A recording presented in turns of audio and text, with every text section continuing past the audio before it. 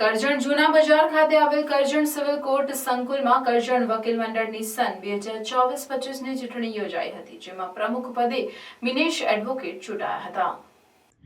કરજણ વકીલ મંડળના કુલ 59 મતદારોએ મતદાન કર્યું હતું, જેમાં પ્રમુખ તરીકે સામાજિક કાર્યકર મૂળ નિવાસી એકતા મંચના અધ્યક્ષ અને જાણીતા એડવોકેટ મિનેશ પરમાર વિજેતા જાહેર થયા હતા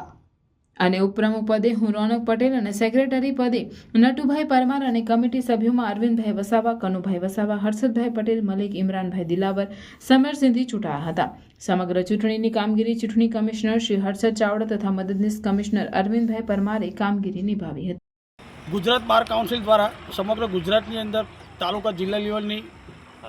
વકીલ મંડળની ચૂંટણીનું 20/12/2024ના રોજ આયોજન કરવામાં આવ્યું હતું, જેના ભાગરૂપે આજરોજ કરજણ તાલુકામાં પણ ચૂંટણી વકીલ મંડળની યોજાઈ હતી, જેમાં મેં પ્રમુખ પદે ઉમેદવારી નોંધાવી હતી અને કરજણના તમામ સિનિયર તથા જુનિયર વકીલ મિત્રોએ મને સહકારને આશીર્વાદ આપ્યો અને મારી આ ચૂંટણીમાં ભવ્ય જીત થઈ છે અને હું સતત સામાજિક પ્રશ્નો હોય, વકીલ હિતના પ્રશ્નો હોય, એમાં સતત લડતો આવ્યો છું, સંઘર્ષ કરતો આવ્યો છું અને હવે પછી પણ હું કરજણ વકીલ મંડળના જે કંઈ પ્રશ્નો હશે એ પ્રશ્નોને હલ કરવા માટે પ્રયત્નશીલ રહીશ અને મારી જ્યારે કરજણ વકીલ મંડળને જે જગ્યાએ જરૂર પડશે તે હું હાજર રહીશ અને ફરી એક વખત હું કરજણના તમામ વકીલોનો ખૂબ ખૂબ આભાર વ્યક્ત કરું છું।